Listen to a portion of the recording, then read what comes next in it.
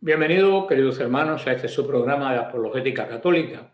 Mi nombre es Fran Morera y por este próximo tiempo vamos a estar estudiando los temas bíblicos, según nuestro ministerio tiene la costumbre. Pero como siempre, antes de comenzar, vamos a orar. Padre amado, envíanos el don del Espíritu Santo, que te venga y habita en nuestros corazones y abra nuestro entendimiento a las realidades de arriba. Y así nosotros poder construir el reino tal como tú nos mandaste.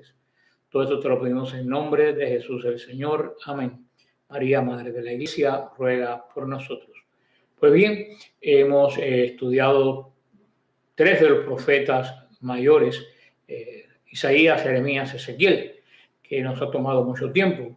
Está el libro de Daniel, que está en discusión si es un libro profético o no es profético. Por eso lo voy a dejar para el próximo estudio. También yo tengo mi opinión que se las daré sobre eso.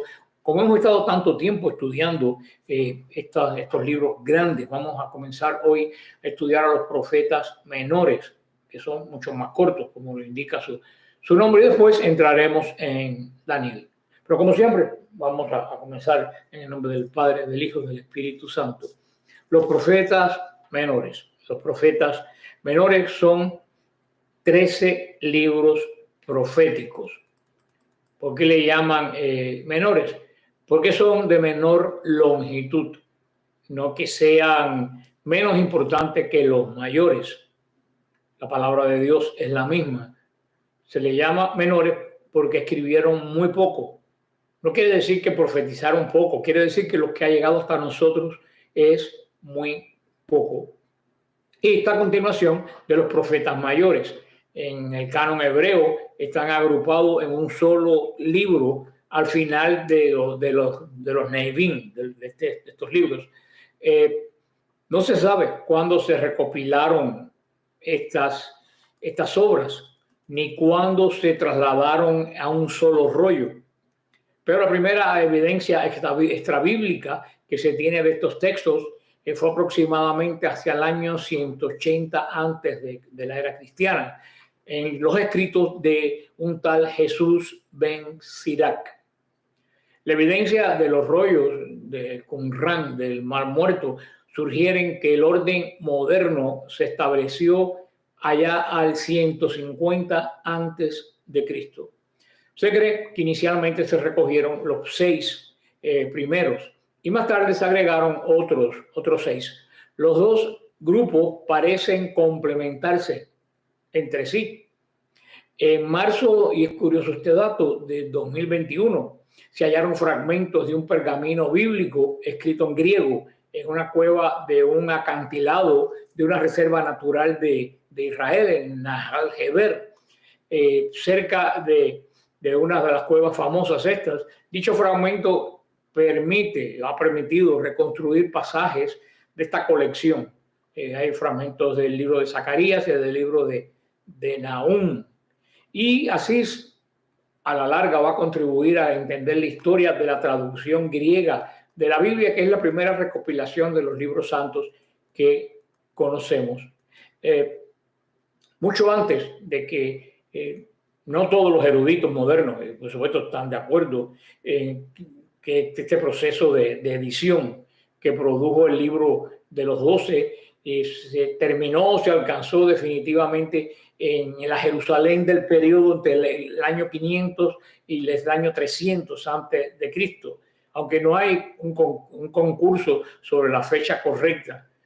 Los estudiantes creen o asumen que existe un núcleo original de la tradición profética en cada libro y se le atribuye a quien toma nombre, según fue recogido por los escribas. En general, cada libro contiene 3 tipos de materiales. Tenemos el material autobiográfico, también como en todos los profetas, escrito en primera persona, algunos cuales se remontan al profeta de que se trata, o sea que no fue escrito después por uno de sus escribas. Materiales biográficos sobre el profeta, escrito en tercera persona, que se demuestra que ha sido una recopilación.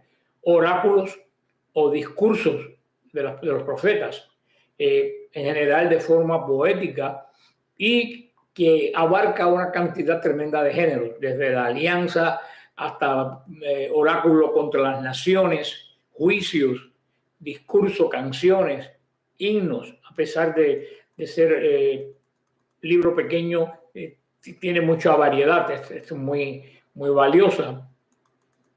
Lo primero vienen los profetas datados al principio del periodo asirio, en esta época que los asirios dominaron, que son Oseas, Amós, Abdías, Jonás, Miqueas.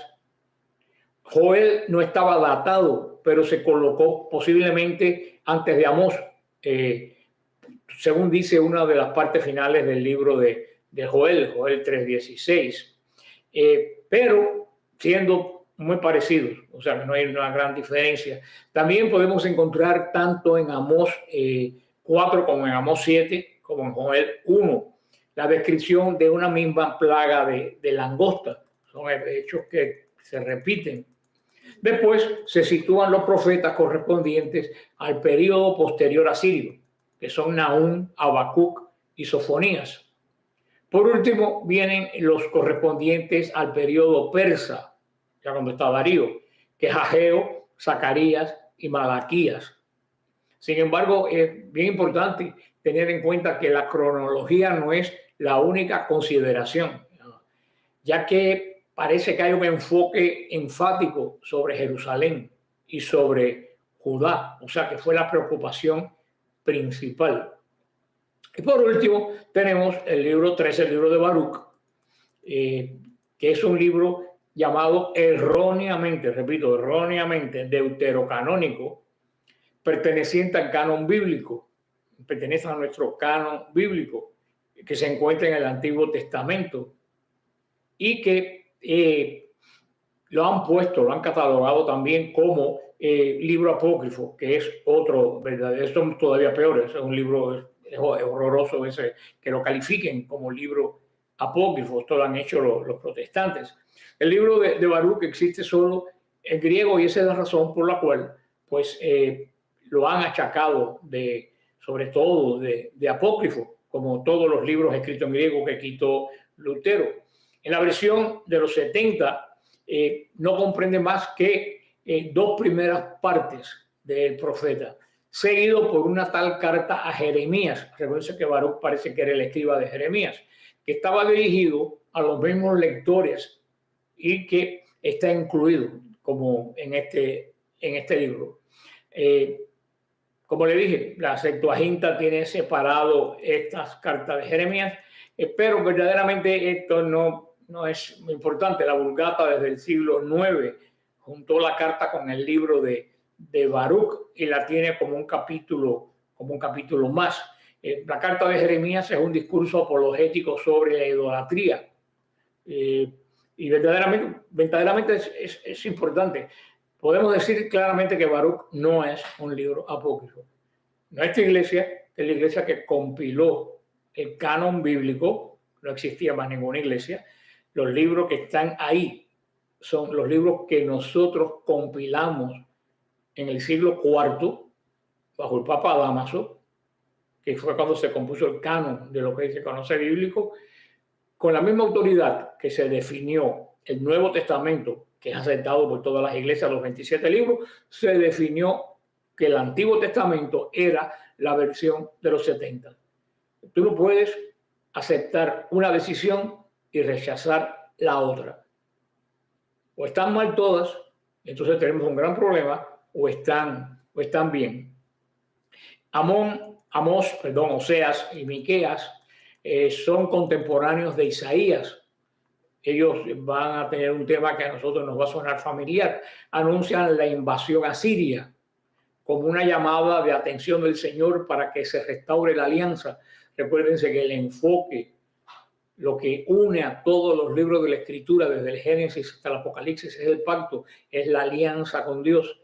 Si tú quitas la alianza, los libros de la Biblia se desperdigan como un collar de perla que le quites el hilo que los une. Por eso que siempre la alianza está presente en todos los libros del Antiguo Testamento. Y en el Nuevo, que Cristo es el cumplidor de esta alianza y establece esta alianza nueva y eterna. Sofonías, Nahum y Habacuc viven los años final, ya habíamos hablado un poco de esto, del dominio asirio y la ascensión del imperio babilónico, porque esto lleva a una restauración nacional y a una reforma religiosa. Eso va a ser el tema.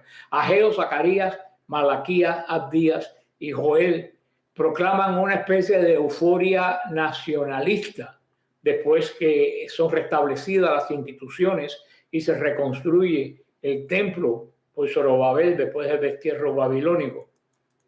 Baruch, que dijimos ya, era el secretario de Jeremías, en cuyo libro es manifiesto el interés de todos los exiliados, como lo fue en Jeremías. Por último, Jonás, ya lo hablaremos, es una historia novelada, o podemos no novela con el sentido de invento, sino una parábola que proclama la apertura de la alianza a todos los hombres, incluso a los paganos. Cómo Dios tiene misericordia de todo aquel que se ocupa de él, de su adoración, y cómo él también se preocupa de que estas personas se conviertan y se acerquen a la fuente de la verdadera gracia. El ambiente histórico en que se desarrolla Amós, Oseas y Miqueas es un periodo de prosperidad, es un periodo de riqueza en el reino de Israel. Sin embargo, las riquezas están en manos de unos pocos, unas cuantas familias. Hay abuso, hay injusticias. El ambiente histórico del siglo VII, antes de Cristo, por supuesto, de Sofonías, Nahum y Habacuc, los egipcios, asirios, egipcios y caldeos luchaban por tener la hegemonía del Medio Oriente. Palestina caía en manos del primero que le invadiese. Era un lugar de paso. El mal gobierno, estos son los culpables de los reyes de Judea, atrajo sobre la nación de Israel la derrota que se hizo definitiva cuando se fue el asedio de Jerusalén en el año 587 a.C. y con la deportación del pueblo de Dios a Babilonia.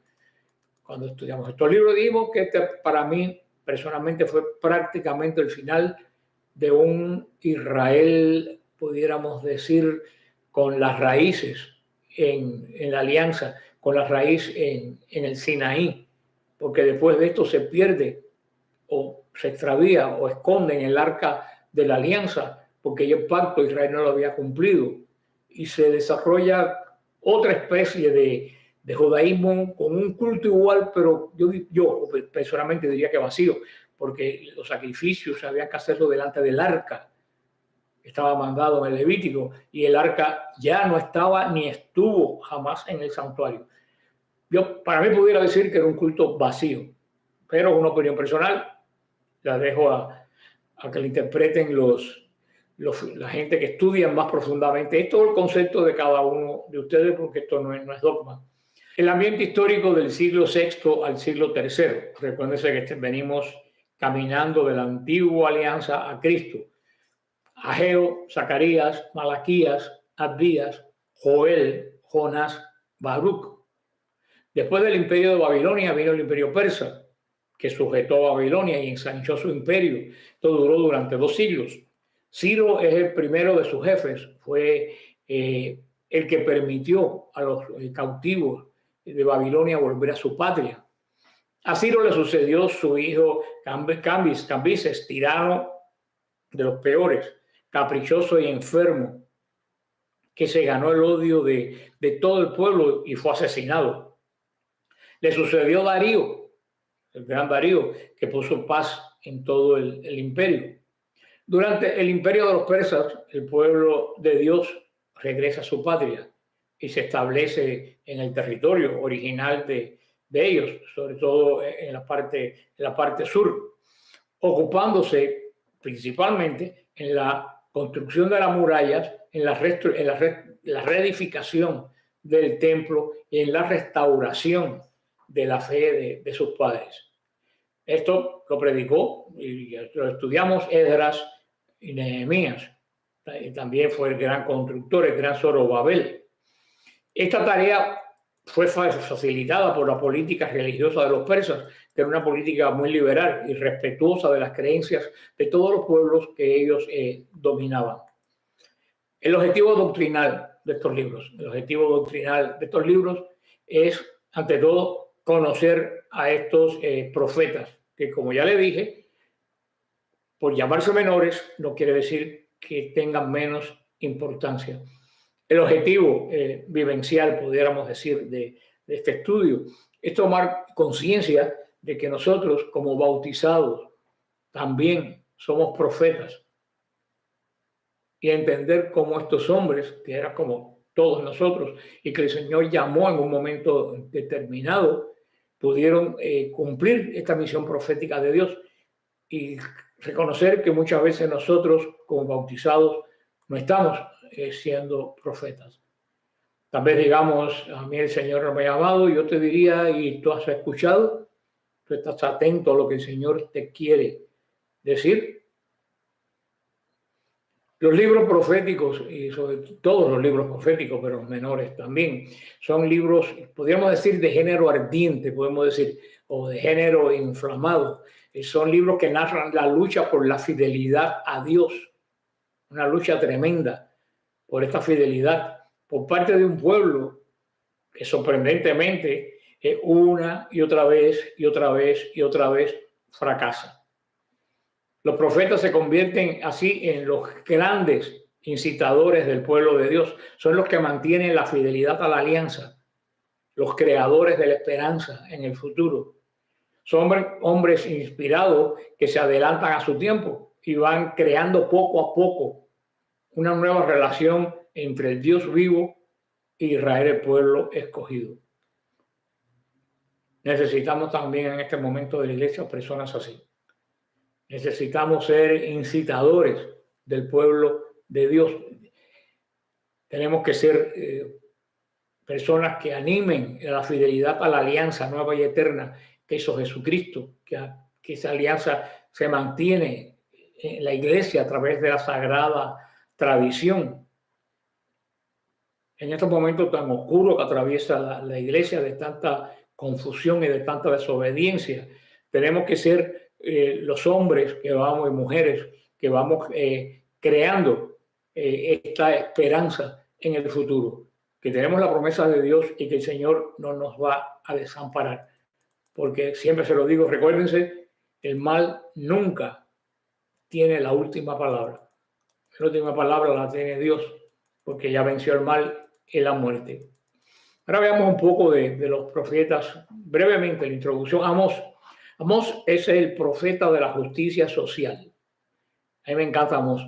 Amós era un pastor nómada, alguien que apreciaba vivir entre la naturaleza, y Dios lo llama y lo envía al norte, aún pudiéramos decir en este idioma popular, a un nido de grillo a profetizar. No fue un hombre aceptado, pero Amós defiende su vocación y su misión profética a rajatabla. A mí me encanta cuando Amós dice, yo no soy profeta ni hijo de profeta, yo soy un hombre que cuidaba sus vacas en el campo y el Señor me ha metido en este rollo en que estoy en este momento. Porque eso a muchos de nosotros nos tiene que reflejar, nos tiene que decir, nosotros no somos predicadores, ni somos maestros, ni somos absolutamente nada de eso. Nosotros cada cual tenemos nuestra tranquilidad de forma ordenada en lo que fuera, y de repente el Señor nos metió en esta olla de grillo también que es la sociedad hoy en día y la misma iglesia. Por eso me identifico mucho con Amós, tal como me identifiqué con Jeremías. Oseas. Oseas es el profeta engañado por su esposa, a la que a pesar de su infidelidad, él nunca dejó de amar. Raro, ¿verdad? Su vocación está vinculada con esta triste experiencia matrimonial. El profeta descubre en ello un significado profético y simbólico. El profeta siente que ese engaño de su esposa y el dolor que tiene es el dolor que tiene Dios por el engaño de Israel, su pueblo, su novia, su esposa. Un hombre extremadamente sensible, nos recuerda de cierta forma a Jeremías. Es una persona delicada, sensible al amor conyugal, a la fidelidad. Un hombre compasivo. Profeta muy bonito de leerlo. Miqueas.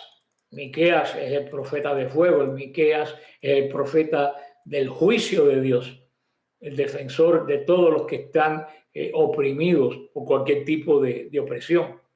Cada palabra suya se adivina la tremenda crisis social y espiritual que atravesaba Israel en ese momento. También era un hombre de campo.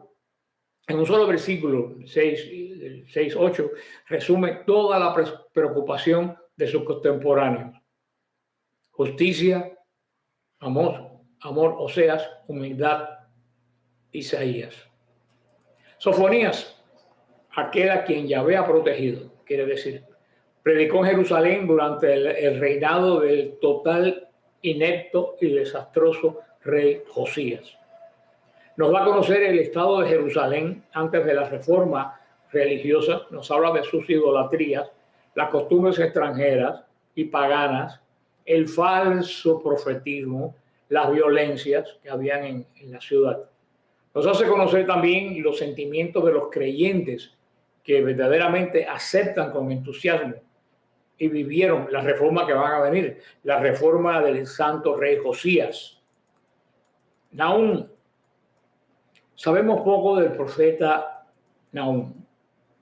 Nahum quiere decir aquel a quien Dios ha consolado. Nahum predicó en Judá. El tema de su predicación es la caída de la ciudad de Nínive. Sin embargo, esta ciudad es también el símbolo o representa a todos los pueblos o ciudades que se oponen a los planes y a la voluntad de Dios.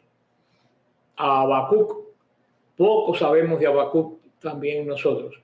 Predicó cuando Nabucodonosor, con capital en Babilonia, iniciaba su dominio sobre las naciones vecinas a Israel y sobre todo en el Asia Menor. Es un profeta que está insertado en la problemática de su tiempo. Abdías, tampoco casi nada sabemos de Abdías, de su vida, dirá porque poco sabemos, o hermanos, todo es lo que hay, no hay más nada. Sabemos poco de este profeta. Cooperó con su palabra en la misión de restauración, muy importante, de Israel. Es llamado por lo mismo el profeta cultural. Es el que se interesa en que se establezca el culto del Señor y que se retorne a la fidelidad de la ley, tal como lo explica el Deuteronomio. Ageo es el predicador de la gloria del nuevo templo que ha sido restaurado. Aparece como alguien rígido, como alguien que fustiga al pueblo, que se preocupa más en su interés, en sus cosas terrenas, que en el culto y en el templo. El pueblo no se fijaba en la gloria de Dios del templo y Ageo lo va a fustigar bien duro. Como verán, estos profetas tienen un poco de cada uno de los que verdaderamente somos fieles al Señor, porque el Espíritu es el mismo. Zacarías, el gran Zacarías, participó activamente en la restauración del pueblo de Dios, en la restauración del templo. Tiene una profecía muy interesante, una sobre todo magnífica que veremos. Malaquías, viene de Malak, quiere decir mi mensajero, el mensajero, el que lleva. Al Malaquías le tocó vivir una época de gran escepticismo, pues no se habían cumplido las esperanzas suscitadas por Ageo y por Zacarías para la reconstrucción de un gran templo. El desánimo se había apoderado del pueblo y renacían los antiguos pecados del culto, el desentenderse del culto, de entrar en costumbres extrañas, igual que en la vida social y nacional. Es un profeta vigoroso, la reacción de él es muy fuerte. Jonás, un profeta desconocido del post-exilio, después del exilio. Escribe su vocación y el mensaje que debe anunciar a una ciudad pagana. Jonás tendrá que ir a Nínive, la gran ciudad, y predicar contra ella. Por último, Baruch, en hebreo significa bendito. Baruch atah Adonai, bendito sea Adonai. Era el nombre del secretario de Jeremías, en cuyo libro es manifiesto el interés por los exiliados. Algunas veces Baruch leyó personalmente en público pudiéramos decir, presunto libro de Jeremías. No es pues extraño que su nombre encabece este libro que presenta a la comunidad de los desterrados en Babilonia con ojos puestos en Jerusalén. Por tiempo se ha discutido si este Baruch es el secretario de Jeremías o es otro Baruch. Yo sigo pues la línea que he estado estudiando pues últimamente. Las características literarias de estos profetas. Amós. El estilo de la palabra de Amós es concreto, es un hablar pintoresco, directo, vigoroso. Habla a través de imágenes tomadas de la vida campesina, muchas veces en diálogo con el pueblo. Oseas, por el contrario, es un hombre con vasta cultura histórica y religiosa. Habla con soltura, conoce bien el campo y toma sus imágenes poéticas para enseñanza. Es un profeta que escribe con gran emoción, bajo una intensidad tremenda de afecto de su experiencia de vida. Miqueas, hombre también del campo. Mira cómo el Señor muchas veces llama a los profetas del campo. Son personas que están habituadas a mirar los signos de la naturaleza, de cómo Dios habla a través de muchas formas en la naturaleza al hombre. Son hombres que tienen mucho tiempo para contemplar y para pensar. La predicación de Miqueas es sencilla, directa, pero es vehemente.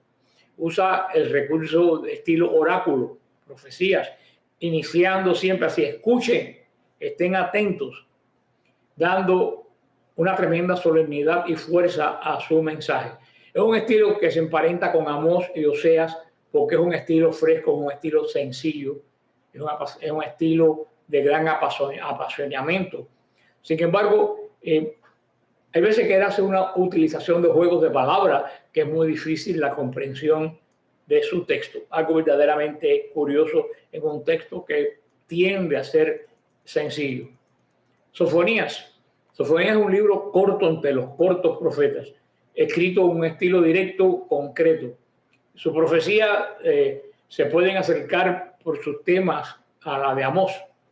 Él mira los problemas sin gran pretensión teológica. Él denuncia con fuerza los pecados contra Dios y contra el prójimo. Nahum tiene un estilo también, como casi todos los poetas y los profetas, apasionado y nacionalista. Usa una forma de hablar fuerte y escribe podemos decir, con una rabia contenida sobre aquel que está oprimido y no se le concede ningún tipo de compasión. Habacuc, su estilo es un estilo de queja, un estilo como el de Jeremías, pero duro. Usa el recurso de la pregunta, del desafío, inclusive de la protesta y hasta de la maldición. Abdías es un profeta duro en su estilo. Es un profeta que da riendas sueltas sin controlar de su gran indignación por los pecados de Israel. Ageo es también un profeta duro, un profeta fustigador. Emplea recursos de antítesis, poniendo cosas que se oponen y de preguntas provocadoras. También sus figuras están tomadas del campo. Zacarías, el libro de Zacarías se dice que no pertenece a un solo autor, pero yo en estas cosas verdaderamente yo no entro porque yo me ajusto a lo que la Iglesia y la Sagrada Tradición ha dicho continuamente. Estos estudios nuevos yo personalmente los rechazo. Si la tradición por 2000 años dijo algo, yo sí me interesa más la tradición que un estudio en una computadora. Este es un profeta que tiene gran abundancia de visiones y de recursos de la mediación de los ángeles. Zacarías, y esto es importante, Zacarías es el precursor del estilo apocalíptico en la Biblia, el precursor de este estilo que se utilizó a partir de él. Muchas de las profecías de Zacarías se van a cumplir en el Señor Jesús. Malaquías es un hombre que usa el diálogo.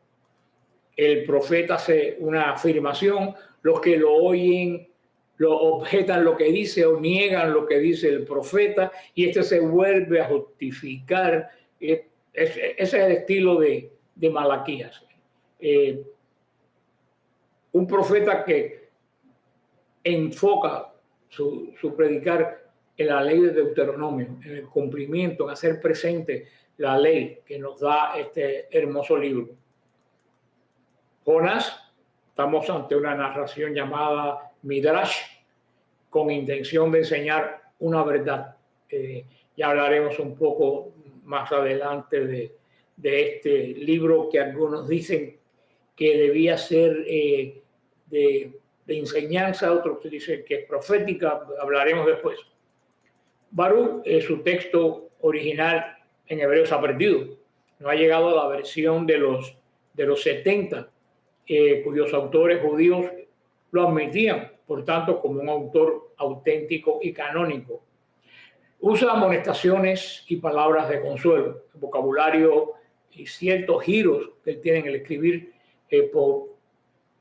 permite a uno suponer una mentalidad semítica, bien arraigada del pueblo judío. Incluso se piensa que hay un original que está extraviado o perdido de él y que un día nosotros lo vamos a encontrar. Los contenidos temáticos de todos los profetas tenemos oráculos contra las naciones, palabras contra Israel, visiones simbólicas. Se habla de la vida personal de algunos profetas, como la vida conyugal de Oseas, reproches, hay imprecaciones, denuncias, amenazas, promesas, esperanzas. Se habla como sofonías del día grande y terrible de Yahvé, cuando el Señor se erija en juez de todas las naciones. Hay promesas. O sea, es un libro que tiene para ser un libro pequeño, tiene una amplitud de temas. Sobre todo se habla mucho de la restauración de Israel, comparándola con el día del Señor. Sobre todo también sobre la restauración del templo, sobre la gloria futura del pueblo si se mantiene fiel.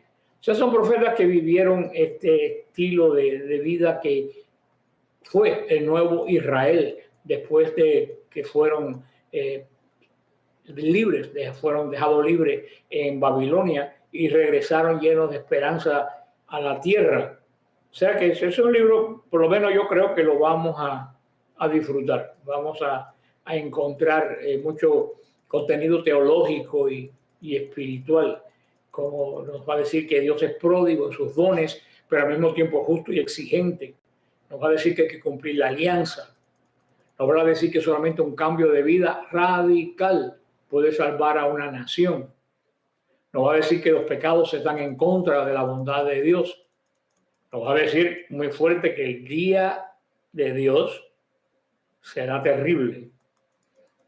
Habla del resto de Israel, habla del Dios también misericordioso.